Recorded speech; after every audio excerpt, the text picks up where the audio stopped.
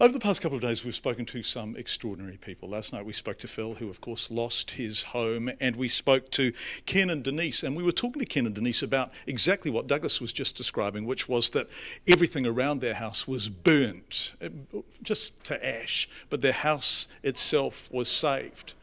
And as we were talking to them, the wind changed and it started to come back towards their house, and they had to evacuate again. Today they were allowed back in, and Brad, our cameraman, and I went with them. It's a fascinating journey because we go up through the scorched land beyond the cordon, and we see the damage the fire has done and the damage the fire hasn't done.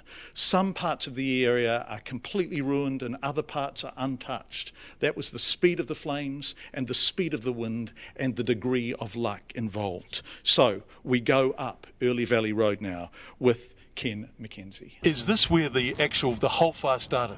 Yeah, the fire started. Basically, what we've got here, you see, there's a 11 kVA overhead wiring, and then there's an 11k spur line that runs up the hill from that, and that supplies the power to the houses further up, and it goes up to the Summit Road, up by the communications sphere on the top. And I've heard that this could have been what caused the fire in the first instance. So the whole thing started where we are now, everything that's happened over the past few days? Yes, yep. And it just went up the hill, and then the wind, the northeasterly wind, put it towards our house and just carried on up, just burning the whole hillside out. I'm struck by how extraordinarily random it is. You go past a completely burnt patch, then you go past another patch of totally dry grass that looks not even singed. No, it's interesting. As we go up, you'll see how where I've mowed either side of the road, where the grass is a wee bit shorter, the fire hasn't bothered consuming that, whatever you like to call it. But I mean, where the cattle have eaten up the fence line and the grass has been mowed to the fence line, you'll find that you've got say metre high grass either at the fence line, and the fire just followed the fence line up, hence why we've lost 20 kilometres of fencing on our property. This is you were turning up to your place that weekend? This is 134, or 1134 if you're right. 4.5 kilometres of riding up here, and it's just, everything's just toast. You'll get a better look at it from our front lawn area. I'm so sorry, because people talked about you as having, survived because your house didn't burn down, but you have lost, all your land? All of the land that we have is toast. And all your fence is gone too? Well, the fences, there's 10 kilometres of boundary fence, and there's 10 kilometres of dividing fence to give us our paddocks for grazing, and the whole lot of it is totally burnt out. Interesting, during the evening it was like the fence lines, you didn't realise, but it just looked like street lights, because every fence post that he was continuing to burn and smoulder was like a street light. They just sort of didn't realise that till afterwards. Holy moly, the entire thing pretty much is just black. Yeah, there's a little bit of land just in front of us up the hill there where the 30 sheep we've got managed to get refuge. So we were lucky with that. We've still got our 2 cats, our dog, our chooks and peahens. I do not believe it. You drive up the drive and everything is black, and everything around the house is burned and charred and black, and your house is still standing, and there aren't even smoke marks on it, Ken. Well, there are smoke marks, just I'll show you now as we come around to this. There's a couple of marks there where the downpipes have burnt on the west end of the house, where the windows must have persevered like 40 degrees heat to crack. There was my daughter's bedroom inside, so bedding and things like that didn't catch fire, amazingly. We'll just get out and have a look there. Just here on the corner you see where the downpipe and how close the fire was to the house. The sleepers around the house are burning. We've got, these windows have since been replaced by Metro Glass. The rubbers around the glass were melted, and the bed was just up against the windowsill, and the curtains sitting there. Just amazing they didn't catch fire.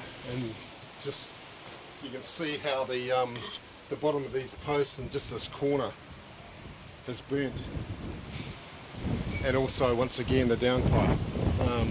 I'm amazed, and it was only through the helicopters that brought in the 34 monsoon buckets of water that saved the place. This wind, this is the thing, isn't it? This is the thing that This is what's going to start it again. This is what's going to start it up, and it's going to keep going. So, yeah. To people listening, I cannot describe. We have just walked across Ken and Denise's front lawn, and we are now standing in ash. And everywhere you look in the foreground is burnt and black and lost, and behind us the house is still standing, and you can hear the wind, and it is just... So that moved the flames so fast. Yes, yeah, just the fire, we're just loving the supply of oxygen and fuel, and hence the reason why the fire's travelling so far. And we're just concerned that the fire they say they have under control at the moment is going to start up again. From when the fire started, I didn't get any sleep in the first 48 hours. So from then, I got a couple of hours sleep that evening, and then I've been getting about 5 hours sleep a night. You're exhausted, aren't you? But I'm good. We may as well get out of the wind, because I don't think you can probably hear what I'm saying without the noise from the wind. Are you? What's your insurance situation? That's the amazing part. Excuse me. The only thing we have insured is the house. The house is the only thing that survives. So therefore, that's the situation. We don't have farm fencing insurance, the likes of that. So a lifetime of saving to get what we had has just gone up in smoke. I'm not sure how long it's going to take to regrass and sow the area so we can, do that, and then your trees that are going to take another 15 to 20 years to establish, so you've got some shelter. We're very exposed at the moment with the house the way it is without any shelter trees. It was quite lovely. Last night we were at the Tri-Tap Hotel. My wife teaches at Play Centre, or supervises Play Centre, and one of the ladies come over with her two girls, and the girl came over and said she's bought Denise a tree. Sorry. Oh, I understand, bro. If you listened to Checkpoint last night, you will have heard Phil Claude and the extraordinary description he gave us of the fire moving very fast towards his house and no one realising that it was moving directly towards their house at such speed. He managed to call his wife and his daughter and get them out, and their dog, and that was it really. That was all they got. And we are now looking at what is left of Phil's house, except that's overstating it because there is nothing left. There's nothing there at all, is there, Ken? No, the house is just totally extinguished. It's just burnt to the ground. It's just a pile of ashes, and I'm not sure what the situation is. They've also lost their car, Paddy's Subaru.